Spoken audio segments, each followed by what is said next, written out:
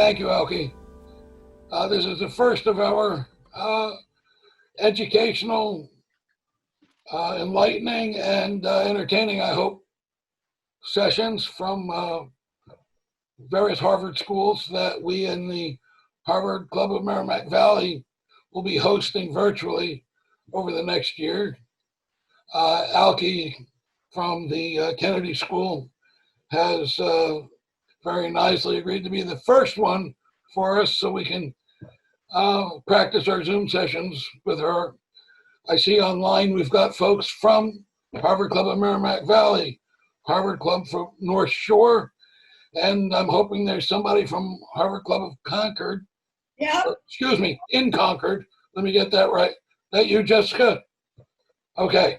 So we've got the three clubs north of Boston represented today. And hey, Rod, that's all I really wanted to do was say welcome. And I'm going to turn it over to Alki for today. And everybody keep in mind, we've got another session scheduled for the 15th with Cass Sunstein that Alki and I have had the pleasure of listening to on similar topics. And that's also a fascinating presentation. So make sure you got it on your calendar, afternoon of the 15th. And I'm going on mute. It's yours, Alki. All right, thank you, Stuart. I'm gonna share my screen so you guys can see a presentation I have for you. All right.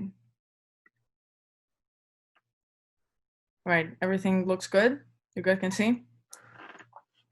All right, perfect. So thanks everyone for coming. My name is Alki Iliopoulou. I've been at the Kennedy School. I graduated in 2017, and I've focused on behavioral economics and innovation there. I've been running the Harvard Decision Science Lab for 3 years now, and my background is startup and consulting before the Kennedy School. So we're gonna give like a general perspective of the field today of the behavioral economics and social psychology. So I'm just gonna talk a little about the evidence-based world, what that means, the different research methods that are there, and then some applications. So for the evidence-based world, what is it and why is it important? So to drive real change, there are three different sources. There is the experience, and there are stories, and there is research. And people we feel that experience and stories is more attractive for us, but based on research, we get convinced with the latter. So research is more effective, despite the fact that we feel experience and stories are what we prefer.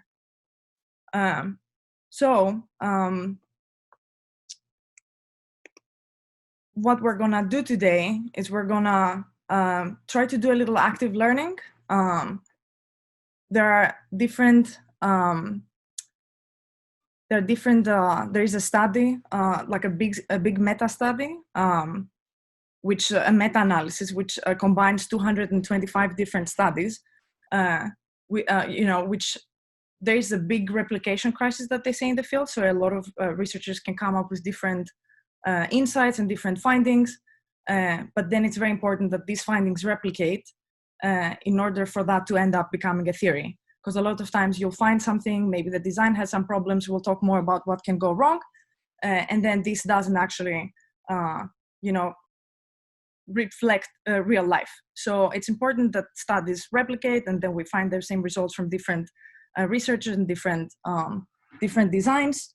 So here, this study shows that practically scores of students that practice active learning increased by about 6%, which is, it sounds like a small percentage increase, but these are the increases that you should expect from interventions in general. When you see huge amounts of, 80% increase, 60% increase from different programs and policies and different products and everything, I would recommend to be a little more skeptical, because what we see from all the research field interventions play around small, a lot of times like single digit numbers. So the scores for average examination with active learning increased by 6%, and there's like 1.5 times chance that you'll fail with traditional lecturing. So there's a lot of data to support active learning. So I would like you guys to play with me and try to, engage and get to know each other and participate and ask questions, because this way you can actually learn and retain things better. So I've seen a lot. You already have your actual name on your Zoom. You can go to the top, and where you see whatever the username is, just make sure you put your name there, so we can see who you are when you're talking. And then when you discuss, try to mention something when you introduce yourself. Try to say something about yourself, where you're from, and something that someone else is gonna be able to relate to. And this is one of the first studies I'm gonna also present after the active learning, which is the liking. So there is a lot of evidence that for us to like others, one of the key effects, and a good salespeople use that a lot, is similarities. So if you can find different similarities, that's very well researched and found that it increases liking. So it's good to come up with different points of similarity in order to, strengthen these bonds that we have.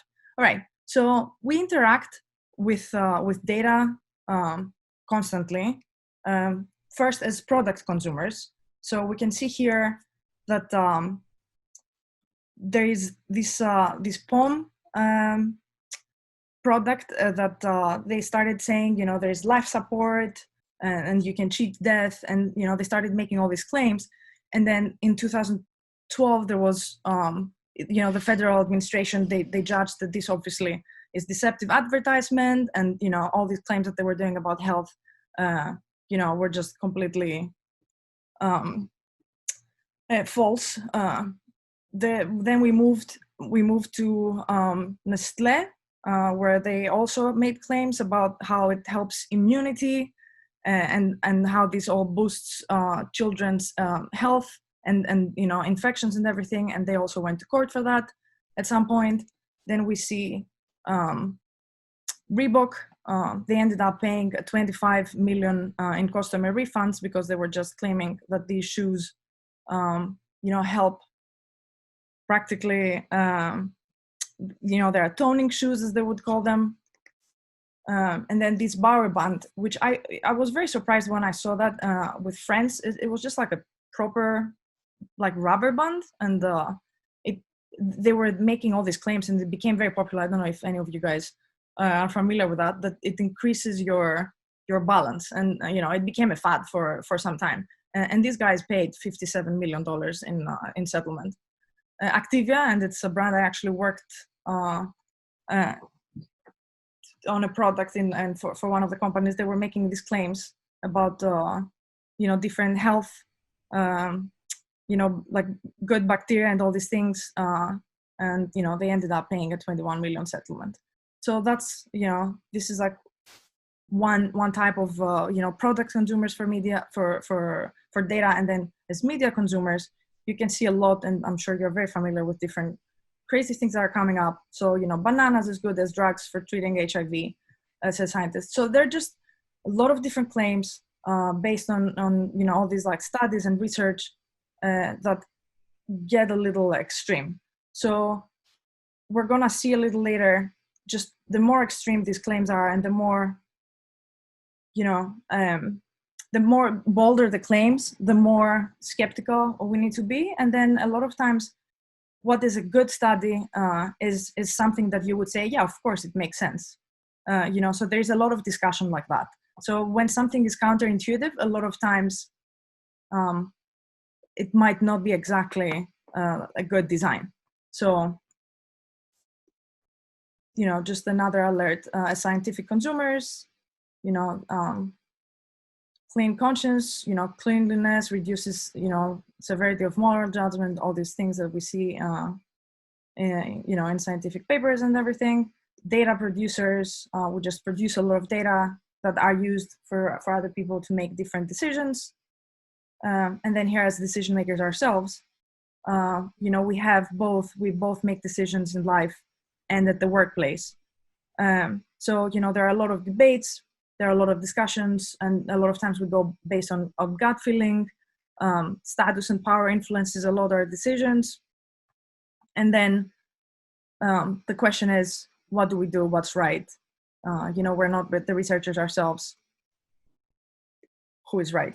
So an example here that I'm going to start bringing like the real life applications is, there was a young engineer at Amazon, and he was making this claim that if you add other people like me, like you have bought, have viewed this product or have bought this similar product, that he was claiming would increase the sales.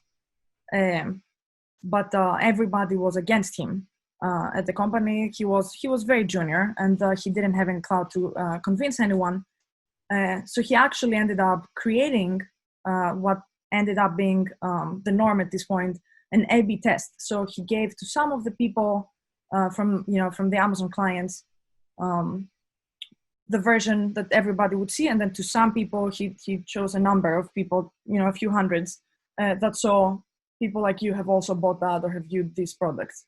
And this ended up actually being one of the most profitable sources for Amazon.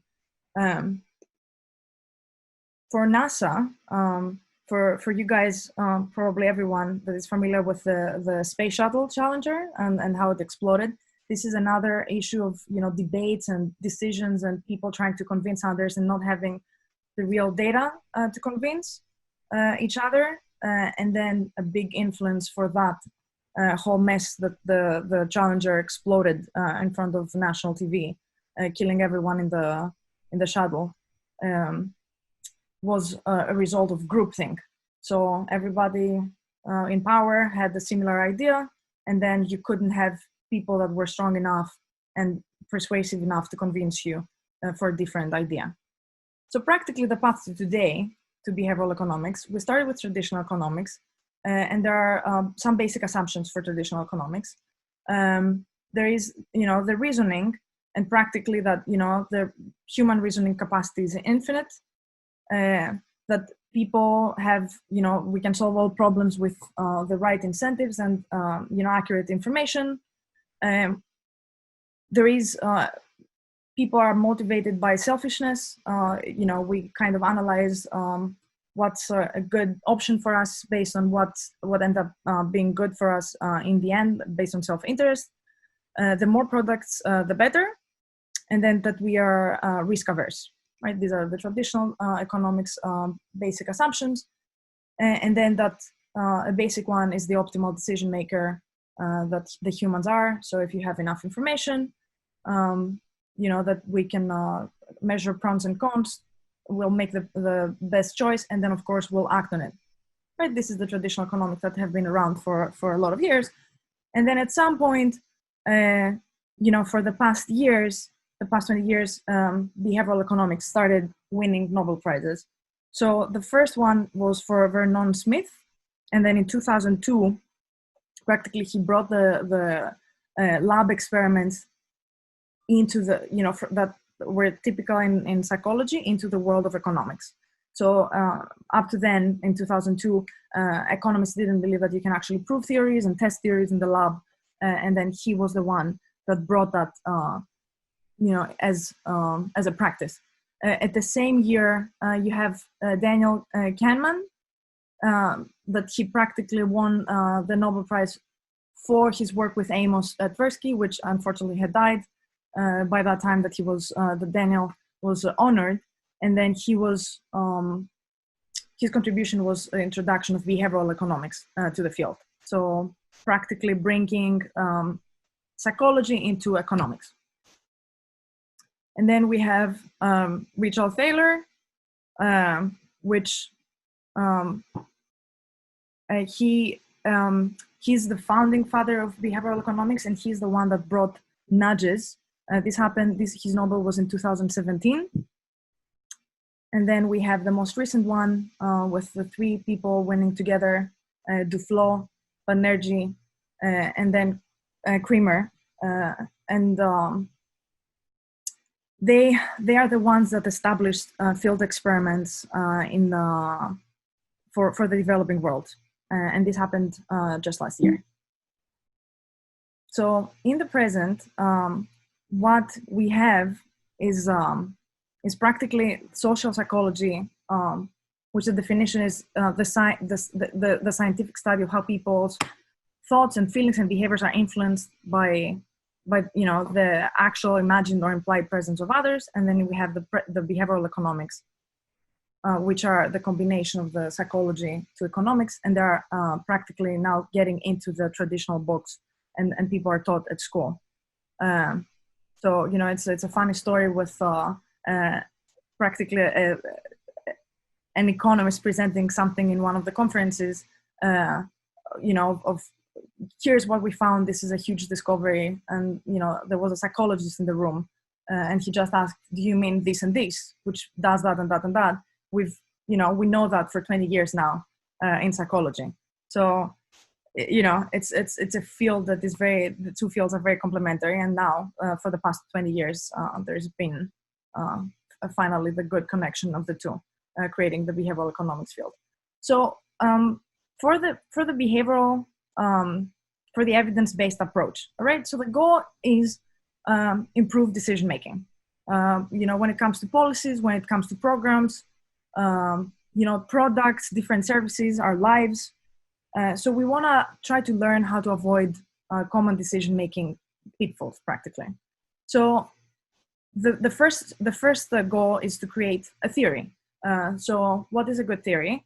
A good theory, which practically is a set of different hypotheses that explain a phenomenon, right? So a good theory is that it accounts for existing data. It has the ability to predict new data. It's testable, so it's falsifiable. It's parsimonious, so it's an economical way to test that theory. And it's surprising, but not too much, as we said, right? It's surprising just a little bit, So we run research in order to come up with a good theory, and practically research tests a good theory. It's important that for research to be valid, to be reliable, for research to be good, it has to have 2 different components. It has to be valid and it has to be reliable. Validity has 2 components. The one is internal and the other is external. So practically internal validity, which you can call accuracy, is that you measure what you're supposed to measure. That's what validity is. So does the study claim, does it show what it claims to show? So for example, if for a personality test, you're a very extrovert person and it gives you a result that you're very shy, that shows that the research does not have validity. Doesn't have good validity. So internal validity is how strong was our research method was. I love that example, that there was this paper that came up with the percentages of cheating in a marriage, and they came up with 10, 12, something like that percent of cheating. And then when you look into the research method that they used, they practically went into the houses with the 2 spouses together and asked in front of both people if you've cheated before or not in the marriage. So that's a problem with the internal validity of the study. External validity means that you can, these results that you found can be applied to the real world. So it can apply to other people, to other settings. You can find the same results in other ways. So that's external validity. And in order for us, for example, to make sure that we have external validity, it means that it has to feel psychologically true. So practically what you do in the situation is, for example, if you're running a lab study, you wanna, and you wanna have people, you wanna understand how much people are willing to pay, instead of just asking how much would you be willing to pay for that, or what do you think other people would pay. You actually create a marketplace and you give products and you give something that, that is like cash or whatever. And so you simulate that environment to make it feel psychologically as close to reality as possible, in order to say that it has external validity and you can make conclusions and generalize. And the third aspect of the good research is reliability. So reliability is how precise is it? So for the personality test that we said before, and that sees if you're shy or outgoing, reliability would mean that if you take that same test multiple times, it would give you the same results. All right, so what are the main data sources that we have? There are three different sources. The one is in the field. So for the field, it would be something that we said, for the Amazon example, the Amazon engineer, he did an A/B testing, right? He checked A or B is good. So for the people that would go already and buy stuff in Amazon, he just changed what people saw. So he tested what actually happened. There are other field studies that Duflo and the two other gentlemen won the Nobel in 2019, which they're very famous for school interventions, right? So you would take, for one school, you would try to see, for example, if you want to see if teachers show up to class every day, which sometimes is a problem for some countries, would that influence the dropout rate of students? So, you make interventions that for some schools, you make sure that there is a teacher present every day, and for another school, you let it be as it is. And then you compare the two schools and make conclusions. These are field studies.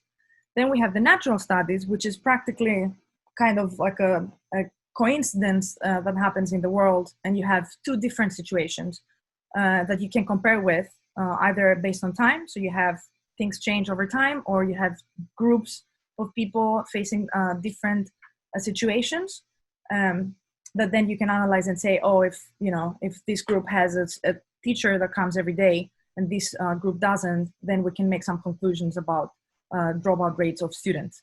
There's good natural experiment examples that good, like usual, common, let's say, natural experiments, but often a little challenging to for sure make claims about their validity, are identical twins. So you have identical twins that are born, and then one of the twin has been adopted and the other has been in a foster family, and then you're trying to compare what happened to their developmental, how did they spend their lives and how productive were they, and trying to compare different situations in their lives.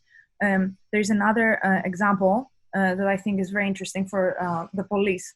Practically, there is a situation in one police station that they were waiting. There was a claim, and they were waiting for the judge to rule about a pay increase for a police station. And based on the news and the whole kind of climate, everybody expected that there's going to be a pay increase, but in the end that didn't happen, despite the expectations.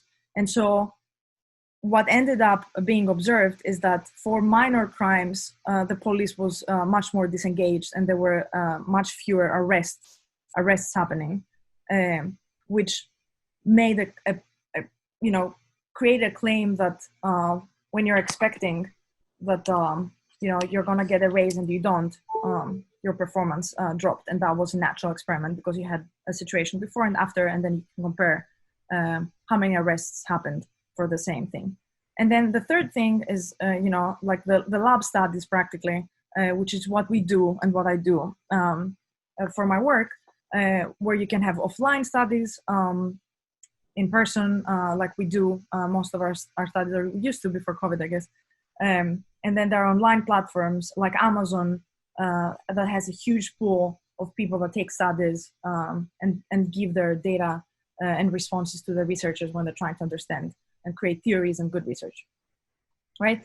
And then to get all this data, researchers a lot of times need multiple studies in order make some claims for a specific paper. So a lot of times in each paper, you'll see 20 studies or 10 studies or something like that.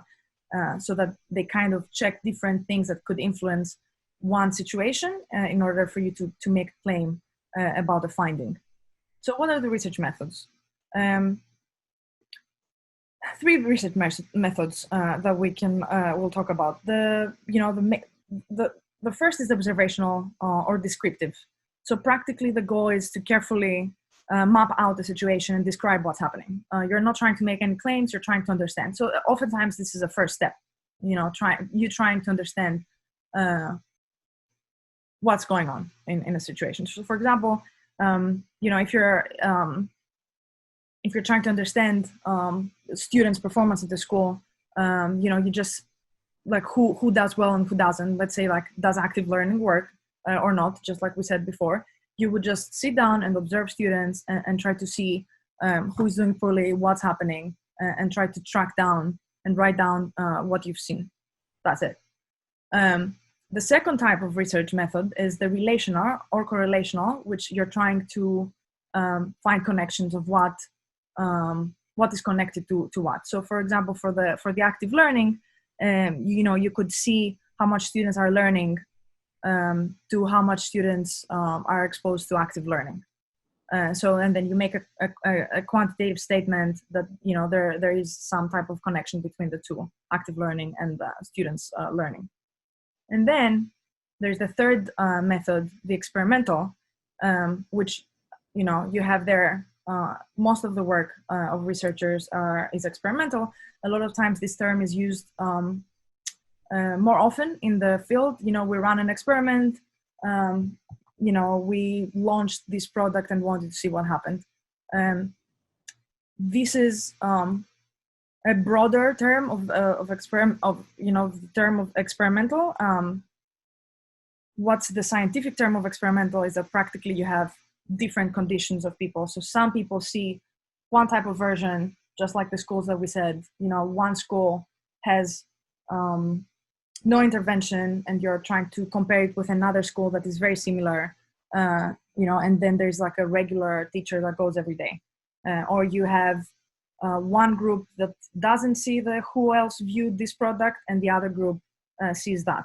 So if everybody sees one version, if everybody experiences only one type of intervention or product or service, that's not called an experiment scientifically. So you have, for experimental, all the clinical trials are experimental. The RCTs, as we call them, the randomized control trials, which are usually field studies, just like the school ones. So you randomly assign different conditions to people, and then you measure what came out of that. So for example, for this example with the school, you would have some of the students, again, you would try to go to a different school. And the reason I'm stressing that it's going to be a different school is that you have spillover effects. So if people start talking to each other or showing to each other what happened, then you're not sure exactly what caused your, the results that you're finding. So you want to try to separate the people that are experiencing your intervention in order for you to be able to know what caused what, or what was correlated to what. So in that situation, if for the school, if you wanted to try out an experiment, you would give to one school experimental, like an active learning situation, and you would have kids talk and have very carefully designed what active learning means and what are the outcomes that you're looking for. And then the other school would have traditional learning, and then you would compare the performance of the two schools, or the two classes of different schools, in order to make claims about the performance under active learning. So practically, why run experiments, right? So, for health, you want to approve drugs and treatments and want to understand what's more effective or not. If everybody takes the same drug, you can't really make any causal claims. For politics, you want to understand what interventions are, more important, like how can we help people save more money? For businesses, you want to understand what are best strategies, what would bring better results for the company. There is a causal revolution for the past 30 years, very similar to the behavioral economics of the kind of revolution of the last 20 years. So they're pretty like new fields in general and trains of thought. So there's a lot of new discoveries and a lot of work being done here. And then the key takeaway of this is the correlation does not obviously imply causation. So, and this is where we see a lot of the mistakes happening in the media when we're consuming, different news and different scientific papers and everything. A good example of the past is that the tobacco industry, they were just claiming that everybody that smokes does not have lung cancer. Thus, smoking cannot cause lung cancer, right? So it's all these, big players making these, causal mistakes that, it's the more we get exposed to these approaches, the better it is for us to, safeguard ourselves against, mistakes like that. So we're gonna go to a study design right now, and we're gonna do it together. And here's where I want your participation. This is kind of the important parts of a study design breakdown. The first is the hypothesis, where it is that these will lead us to that. You're making specific predictions and you're trying to understand, create some associations and see if there's a way for you to test, if you can support a claim. So, the first thing that you think is, what do I care about? Like, what is the outcome I'm trying to find? How can I predict what I care about? What else can influence what I care about? How can we test it? And then how can we measure it, right? And there are different ways: self-report, you observe behavior. There are implicit association tests if you guys have done any of that. Try to understand biases and stuff. And then there are physiological, and we do all these things at the lab as well. So we're gonna try. I'm gonna show you an example here so that everything kind of makes sense. So there was a group that was trying to understand. It's a very famous study that I find super interesting as well. So their hypothesis was that people, and this is an observational study, right? So we're gonna see an observational study, and then we're gonna practice an observational study based on these learnings, and then try to design an experiment together.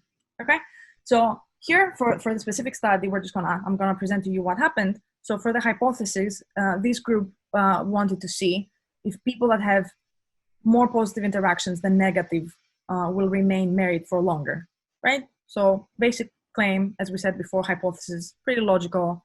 More positive interactions than negative remain married longer. So what do we care about? If you guys wanna pitch in and just, try to maybe like, give answers to that. If not, I'll go ahead and continue and like answer, but feel free to just interrupt and give me answers. So what do you care about? This group of people cared about divorce. So they wanted to predict, can we predict divorce, right?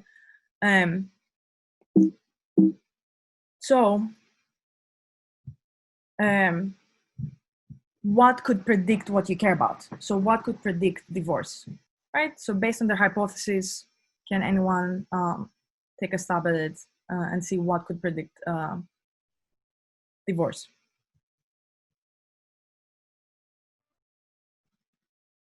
Economics. Okay, right. But we need to connect it for sure. But we also need to connect it with the specific hypothesis of the people, right? So if you're running a study, you're trying to connect it to what the hypothesis is. So these people specifically cared to see if positive interactions compared to negative will have any indication, any effect on divorce, right? So what they wanted, what could predict what you care about, which is a divorce, which would be an answer of if more positive or negative interactions will keep you married longer, is for them to keep the ratio. How many positive compared to negative interactions with your partner do you have? So that ratio could predict that for the hypothesis they have. So what else could influence what you care about? So this is what what we talked about before. So economics could be a thing. You know, how are the economics of the couple? How many years are you married? What's the age of the people that are married? All these things could also influence, you know, and give different results for the hypothesis. So you need to control for them. You need to take them into consideration when you're coming up with, you know, with your design, when you're analyzing your data.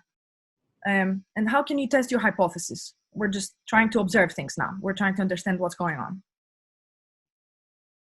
So who can think of, you know, how can you observe? How can you test your hypothesis for this observational study? Should we put our observations in the chat? People have been writing in for chat. Stuart, I guess Stuart can check the answers, or I would prefer if you guys actually just spoke if you feel comfortable with that.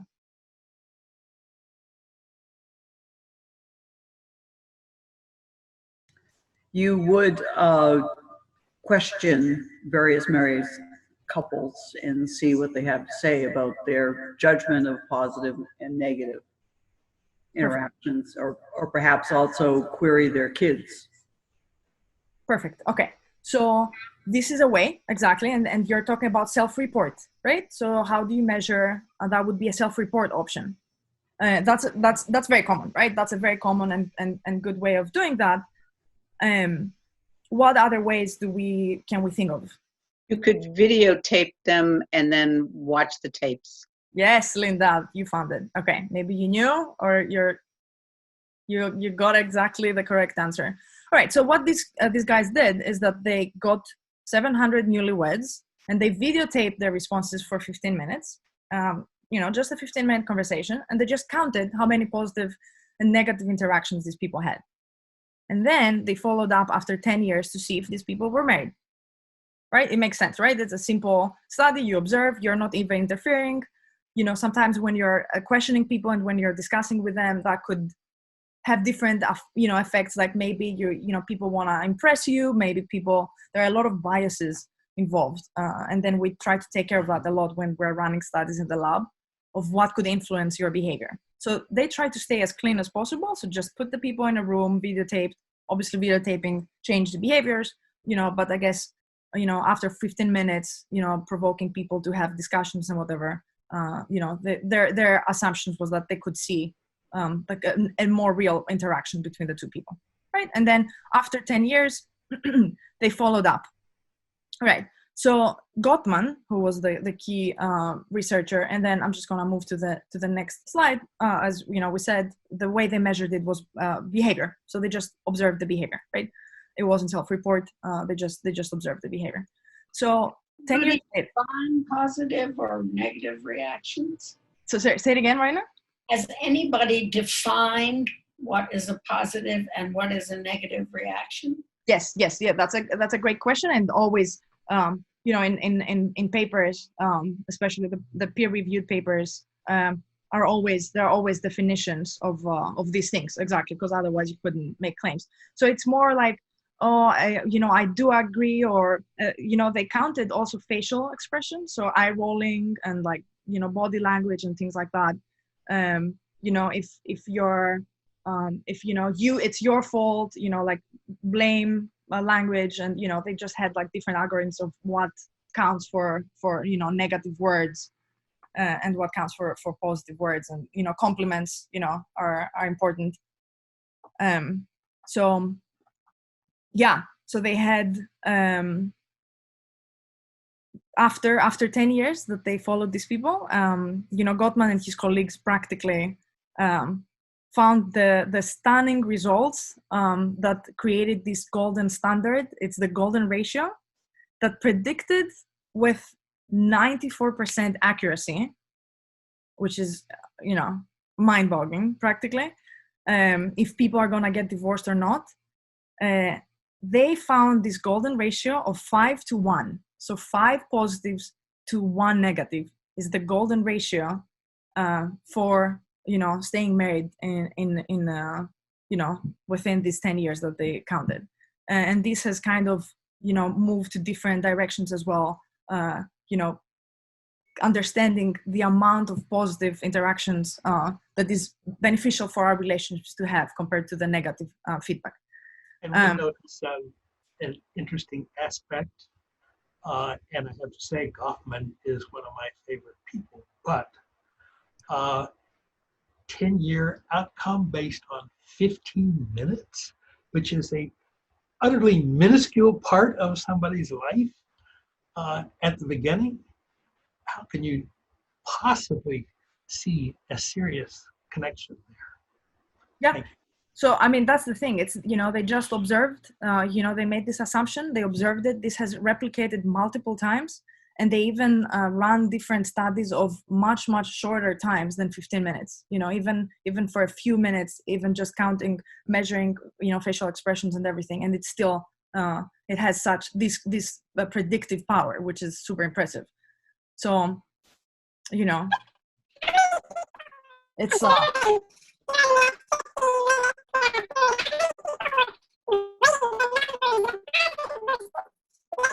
this,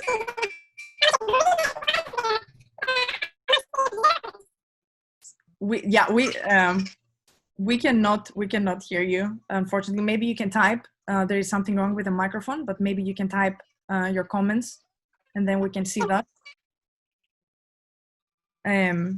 All right, so I'm gonna move.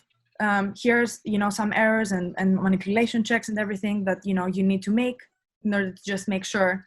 And I'm glad you guys are skeptical about these things, because we all should. So there are a lot of things, but that's the beauty of this of this field and the replication crisis that is out there, that you can actually figure out with multiple replications and different researchers and different designs if you come up with the same thing. And this study has been replicated so many times, and that's the beauty of coming up with theories like that you can at this point that you can trust. There are sources of error. There are bad data, miscoded, missing data, inappropriate analysis, insufficient data, bad inference, validity, and stuff like that. Attention checks, for studies like you guys mentioned before, not the observational ones, but the self-report ones. So someone might not be paying attention, so you want to check. This thing isn't over. All right, so practice time. All right, so let's say you read this study about the golden ratio of 5 to 10, 5 to 1.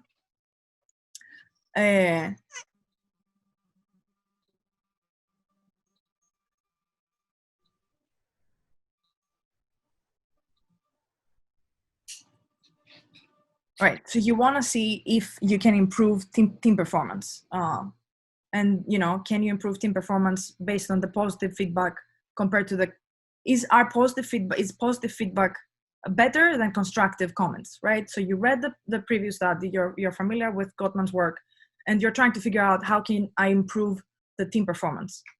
So let's see what you guys have. So I have on the right the results of the design and of the previous study, and here we're trying to see the performance at work. So what is the hypothesis for these people? We're trying to see performance at work, and you base it off of the previous work. So what is your hypothesis?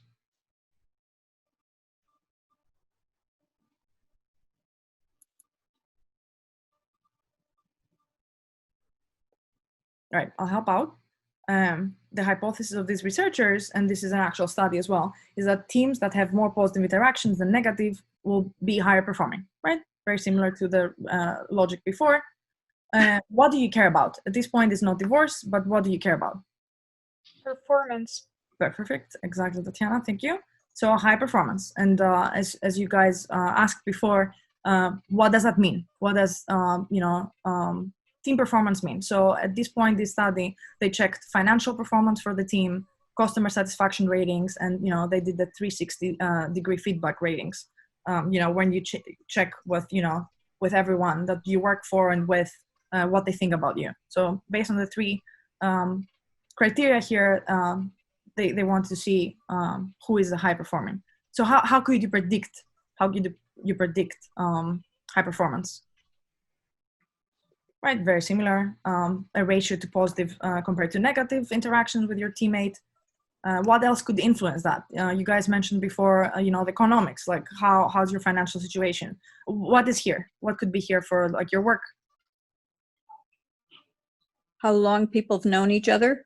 Yep, perfect, exactly. And this is why before in the study, they got only newlyweds, right? Because everybody would be comparable. How many years you were married was such a critical component to the design of the study that they made sure that everybody had just gotten married instead of, people having different years.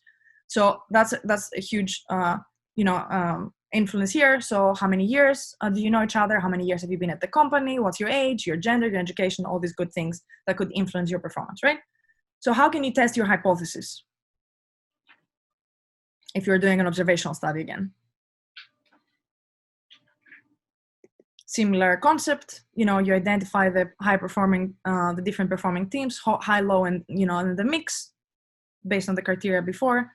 You videotape the discussion, and then you count the number of positive and negative interactions, and then you compare to actual performance, right? And you have the performance now. So it's faster. It's a faster result, right? You compare to the actual current performance instead of waiting for 10 years. So that's a plus. And then these guys again, and to the question that we have again, came up with a very similar result of almost like six positive to 1 negative as the golden ratio for high performing teams. And here for the definition question that you guys very smartly asked before, it was for responses like I don't think so, I disagree, comments like that, like more negative, or I agree with, or that's a terrific idea, or I don't think that's a good idea of doing that, we shouldn't even consider, let's brainstorm around that, it's a great idea, and stuff like that. So this would be the negative interactions compared to the positive. So now, if we're gonna move one step further after the observational study to try to see the experimental design for performance at work, there are two key components that will make an experiment, as we kind of briefly said before. And the one is the conditions. So one group sees one thing and the other sees or experiences something else. This is critical for something to be called an experiment. And the second is randomization. So if you choose, who are the people that signed up first? Maybe those people have characteristic of, they are more organized, they are more self-driven, they care more about the subject. So you can't make claims necessarily for how well-performing someone is if it's based on who signed up first. Or if it's based on your friends, for example. That's also not a randomized, because all your friends know you and they might answer in a certain way. So randomization is critical for you to be able to say, we can draw conclusions that can be generalizable. So a simple way of randomizing is a coin toss, right? So for the experiment, if you want to run an experiment in this situation and you want to say, all right, I found that for sure, not that for sure, I observed that high-performing teams have a ratio of 6 positive to 1 negative. What can I do? What experiment, what intervention can I design for my company to improve performance, right? So what are some thoughts? Like, what could we do based on the knowledge that we have from the observational study to improve performance at our work? Old happy hours. Okay. How do you connect it with the hypothesis of the 6 to 1? I guess more positive interaction with the team would come in that informal setting. Okay. Yeah. Would you maybe try to interfere and influence the positive interactions? Because how do you know what's happening? Maybe it's just, people are more relaxed. Like, how can you know that it's because of the happy hours that you had the effect? So we want to interfere a little more in order to get the results. What could you do in these happy hours, let's say? You could ask people to come up with positive things to say about their coworkers. Yeah, exactly. So Jacob, exactly right. So you want to, create like at the happy hour that you go, and it increases like the the networking and all this positive spirit. And then again, you want to be careful because maybe it's something else like happy hour and networking that creates like influences performance and not the positive feedback. So you want to make it as clean as possible. So perhaps like having some people, again, not everyone, having some people, maybe one business unit or one group, because you don't want to have the spillover effect. You don't want people to talk to each other. You don't want people to feel bad that they didn't get any feedback, any positive feedback, and then the person next to you did, right? So you want to keep it clean, keep it away from each other. They don't see what's happening. So one business unit, one office in a different location has just like, that we talked now, has the manager, for example, list, or the rest of the coworkers list the positive things and sends an email to the rest of the colleagues at the end of the week, of like, here are like these great things about you. I thought that was really good, that you did that. So how can you test your hypothesis, right? You give it to one business unit, and the other business unit you don't.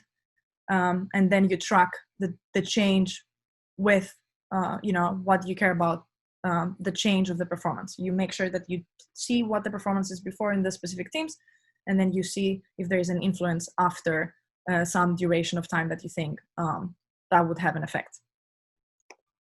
All right, so main data sources.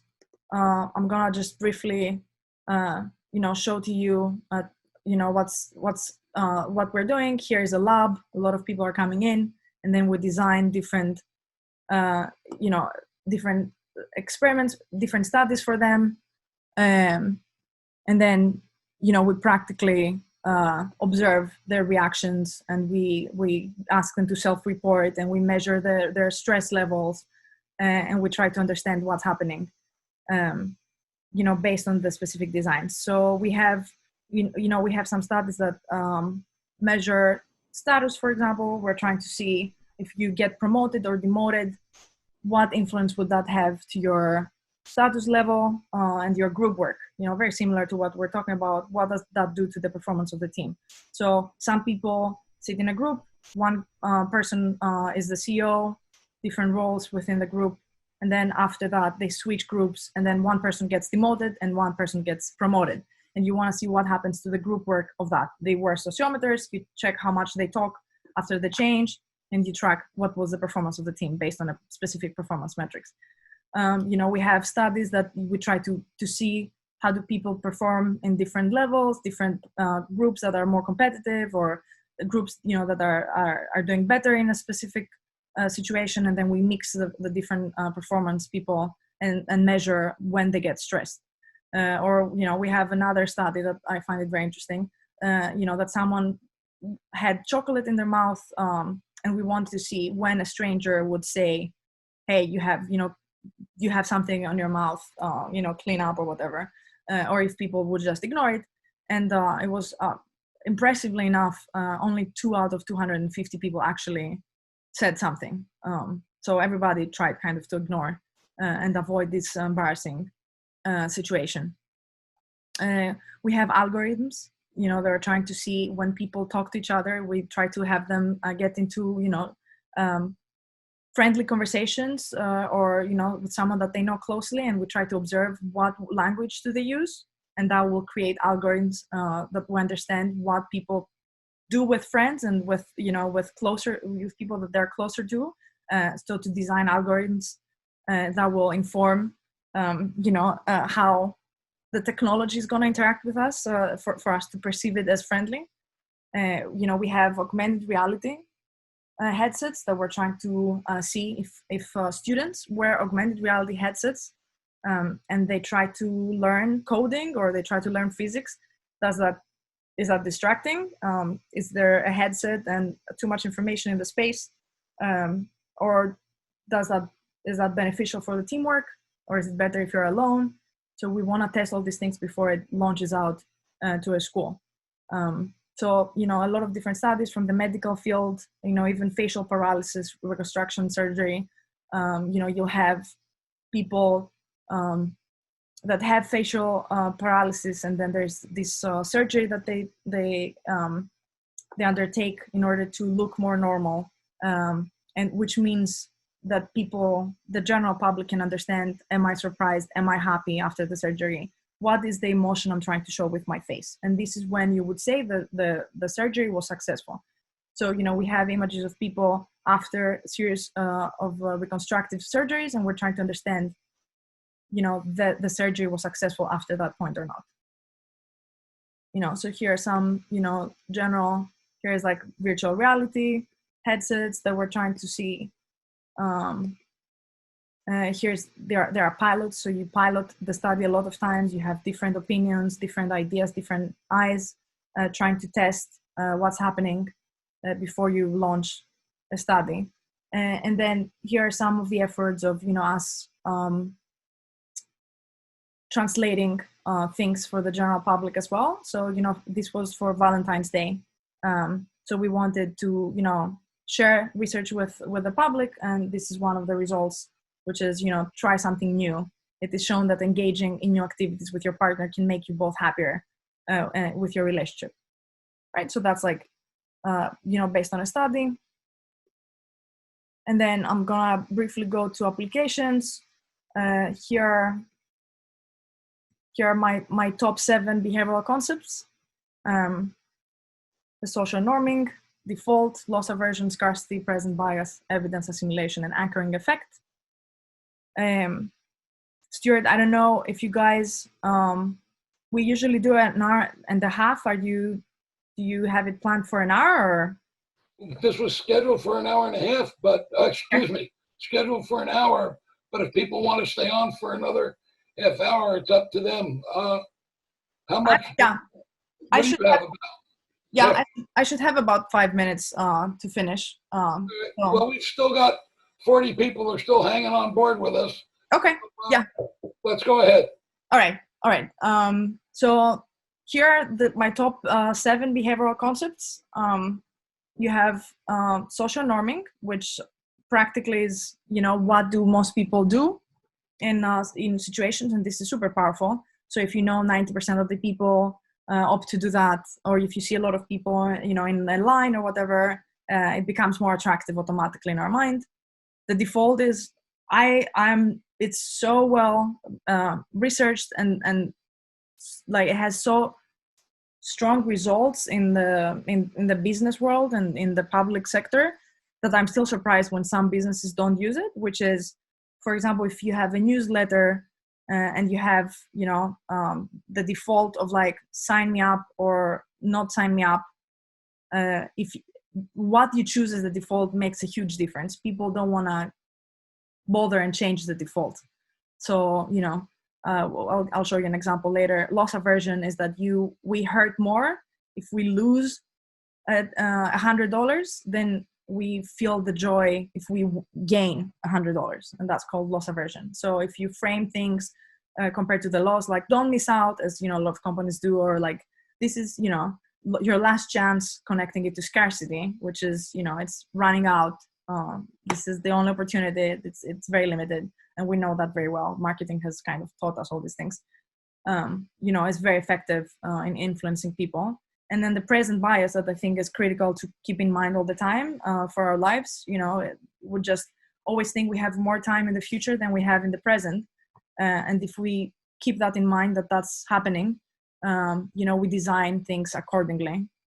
For example, if you want to meet up a friend and you bumped into each other, instead of saying, yeah, let's do it sometime, you open your calendar at the moment and you just book a time, right there and then. Because otherwise, as we know very well, it might probably not happen. Evidence assimilation bias is when we have some thinking in our mind that there's a certain reality happening, and then we're biased to interpret the world around us in a certain way. So, if we think that, let's say someone is aggressive against us, a lot of the actions that they'll do, even if it's nothing, we'll say, oh yeah, that was, you saw what happened. So it's all these kind of biases that influence our behavior, and when we're designing for others or for ourselves, we want to keep in mind. And then the anchoring effect, which like what practically is the initial. This was found when when you see some numbers, then you tend to copy those numbers if it's like for unrelated things. So what you see before, you could copy very well. If someone says no before, there's very high chances that you're going to say no as well, because you were anchored at a specific default. So I'll show you very briefly. This is practically when you move ahead and you understand the biases, you understand how things are, and they call it, you're a sophomore, like you're a sophisticate and not a sophomore. Practically, you understand that we all humans have all these issues. It's far away from the initial concepts of traditional economics, that we are logical, rational humans, and we take action based on all the information, and we always do things that are good for us. Obviously we're not. We're procrastinators, and we have all these biases that influence our choices. So it's important that we all realize that we do that, and we design our world and other people's world in order to achieve our goals, right? So this is called practically choice architecture. And then here are some examples, and that's my wrap up with those examples. Practically, Southwest has this at the point where you're gonna be more prone to choosing based on your wants and not your shoulds. So again, they understand like our weakness in choosing what it feels better for us, and they ask us to upgrade at the moment, before we get in. So it's a key point of kind of us upgrading before you're bored. This is from a reverse situation where Bank of America understands that people postpone savings, and then so they installed, they initiated this Keep the Change program that helped people save without feeling the burden. Here's another funny situation. I don't know if you guys can see, there are flies drawn in these urinals. Just because people don't really care, they know they should be careful, but they don't for public airport toilets. And so they drew this fly in order to make it more fun for people to kind of target and make it, feel like a game in order to achieve the goal of cleanliness in the bathrooms. The same for here, right? They made it fun. They made it a game, making sure that people do what they should in a fun way without trying to educate them and spend time on that without really good results necessarily, but nudge them towards that. Here's another application of, where you're gonna throw your cigarette litter, and then they just made this game of like, if you're a Ronaldo supporter or a Messi supporter, then you'll throw your cigarette there. And this is based on social norming as well, right? You see all these people throwing their cigarettes there, so you're gonna probably throw it there as well, as made it a game and it made it fun. Here's the plate size that became like a big thing for losing weight and everything. So instead of just trying to convince yourself to eat less or whatever, just even like having smaller plates,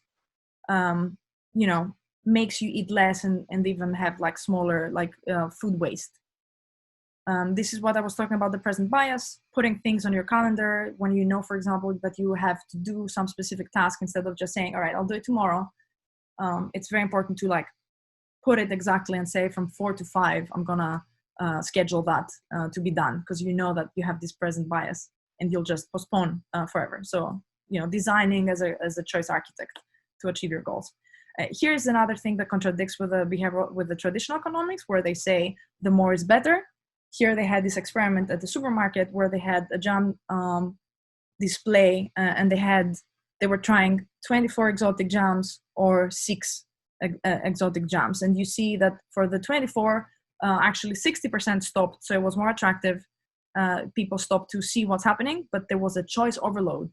So even if there were 60% stopping in the bigger choice with a smaller choice, only 40% stopped.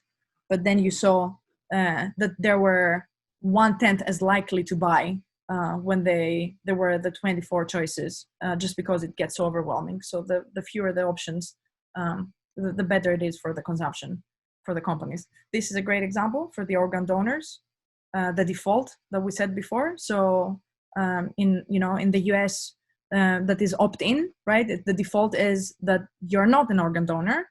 So only 15% have taken the action that is kind of painful. It just takes a lot, and we have the present bias to become donors, organ donors.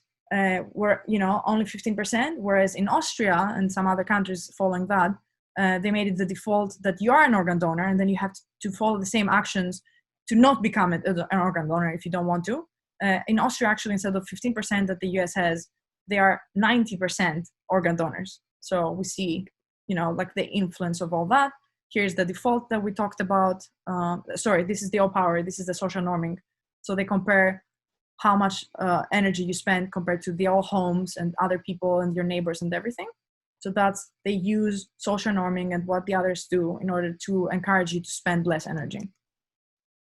For taxes as well, they said 90%, whatever, of the people next to you, and the closer they are, the better it works.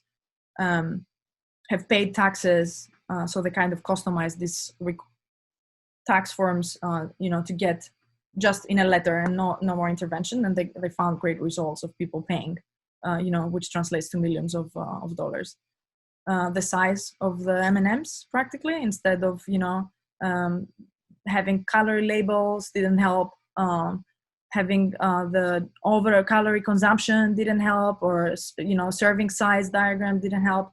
But when you had the smaller M&Ms, this was the most effective way of consuming less sugar.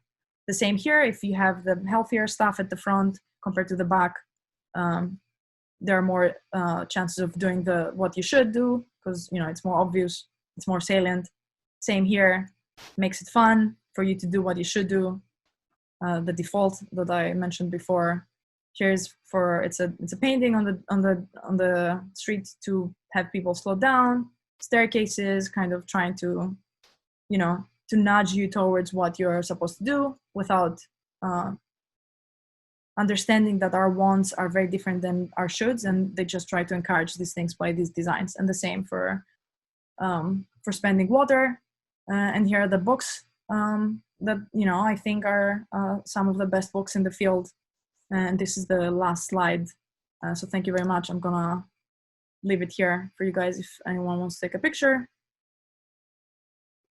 And then here's my email if someone wants to connect. Be happy to do that.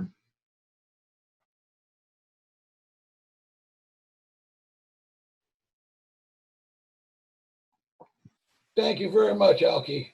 Of course, my pleasure. That was about 2 hours jammed into an hour and 5. Pretty good. It was great. Very good. And I'm very pleased to see that we have 35 people made it all the way through. Yes, champions. We peaked at 51. I was watching.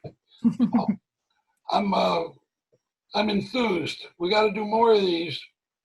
As I said, Cass is next week, but we'll have some conversations to see if there are some specific studies over the year that would be good topics for a full session.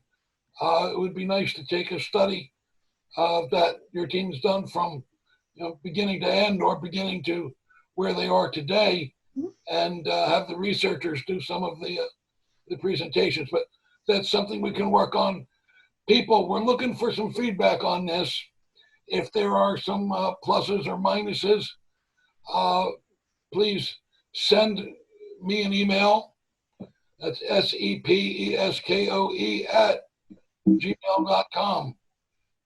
And we'll see what we can do about setting up some future sessions like this. Of course, feel free to ask technical questions directly to Alki. We'll go through the list of things that came in via chat, see if there's some open items that we ought to address for the group.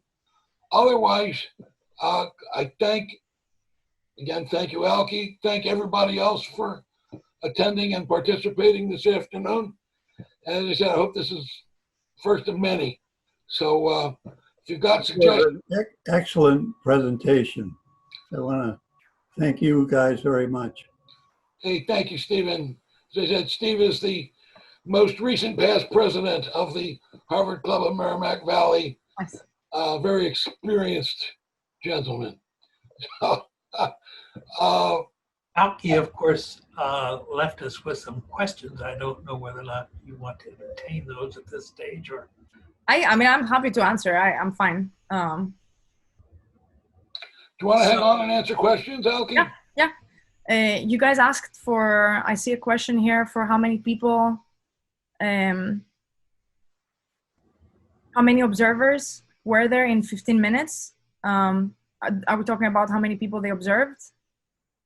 Or how many researchers? So the probably the N. Sorry, say it again. Probably asking about the N.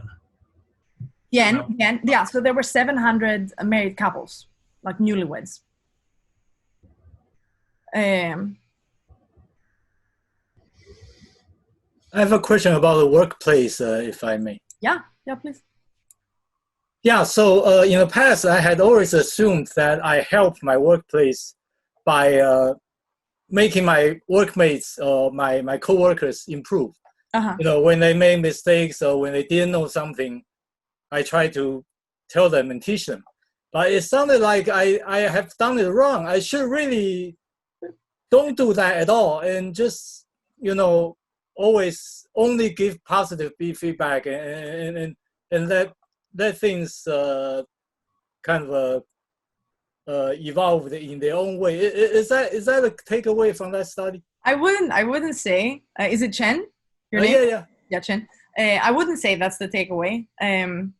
It's, you know, it's important. I think the takeaway is more the balance. You know, even the researchers themselves for that study for the workplace mentioned that you shouldn't underestimate the value of negative feedback. Or of criticism, you know, practically how the constructive feedback and how this can help your organization improve. But it's more about how much negative compared to how much positive, you know, so people, and there's this, you know, people remember the negative more, but they're motivated by the positive feedback. I see, thank you. You know, it's important if you want people to remember, but it's, you know, it's important to share this constructive feedback, but we want to be cognizant about what too much negative does to the satisfaction and the performance of people. Because if they feel unappreciated and unwelcomed, you know, this has different effects. So we get to interesting. Got it, thank you. Yeah, of course. Thanks for the question. We get to interesting design here because criticism that's constructive actually wouldn't be conceived as negative, but we'll leave that to another experiment. I want to say my own appreciation for the broad scope, really the story about the scientific process and how you're making it happen. Sounds like you're having a lot of fun there. Quite interested in one thing. You pointed out earlier on social psychologists who would come to behavioral economics and say, where you been all these decades? We've got these results already. Yeah. So the obvious issue that arises is, as you're doing all of this, to what extent is there really cross currents, overlap, direct intellectual mixing between social psychology and this work in economics? Are no, they're two separate tracks and they're going to drill down in their own antholes and they never talk to each other? What's the story there? Yeah, I think this is how the term behavioral economics came to play, where you had a lot of psychologists influencing the economists. So this is what you have with this new field and trying to get more psychology into the economics. But of course, I can see, you know, you see that from conferences, you see that from you know, researchers when they're running studies, that they, you know, there are gaps for each group. You know, one doesn't know best practices and theories of the other group. So I think it's very new. It's 20 years, you know. So there is as much of a mix. You see a lot of conferences and a lot of papers now happening with different, you know, psychologists and economists and different fields. So there is a lot of cross-functional teams now trying to figure it out and connect the different learnings and figure out what's prevalent, what works where, theories, what each group can learn from the other. So I think it's much better than before, but it's still like only 20 years and people are trying to learn. So it sounds like it's underway. Yeah, exactly. We'll stay tuned. Thanks so much. Yeah. Hi, Alki. I have a question. So my name is Annie Kleiman. I used to work for Ideas 42 for a few years, and we basically, take these studies and try to design projects that, help people in the real world. And one of the things that we were running into is the idea of how these results don't necessarily translate across cultures. Yep. I'd love to hear how you guys are kind of, dealing with these, because we're not running the studies in the labs or anything like that. We're not generating new knowledge. We're taking knowledge and applying it. I'd love to hear how you guys are thinking of that problem when you're, trying to figure out these sort of new insights. Yeah. So, I think, Annie, that's a great point. I guess you guys in the field that you're trying to get the real results face that even more often, because, it's different if you're trying to create theories in general. I think a lot of the research shows that there is smaller differences compared to what we expect between a lot of cultures and a lot of different settings. Some things are more general, like loss aversion, like the bigger concepts, right? The present bias, all these things are applied to all the different cultures. So a lot of times when researchers are trying to find more higher level concepts, they feel more comfortable that these things could be, more generally applied. And then when you have groups like you guys, obviously, trying to figure out a specific group, how would they, react to a certain intervention and certain program or whatever, then they're trying to get as specific as possible. So a lot of times, I guess the way I see that applied is that you start from the general theories, the general big concepts that have been replicated in multiple groups, multiple cultures, different researchers, different settings, and then start from there and test it as you guys do a lot and see, would that apply to the specific group? What changes? How would that work? So you guys in the field are the ones that are going to do it much more customized to the specific group in order to find the best results. I think in academia it's more general. It's the starting point. It's more the general theory.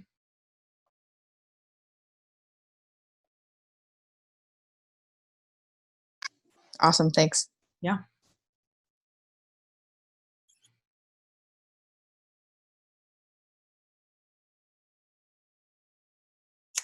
All right. I think we should be good. Are we good? Yes. We're good. Again, thank you all for hanging in. Some good questions, some good answers. See you all next week. Thank you, everyone. Bye. Thank you, Stuart.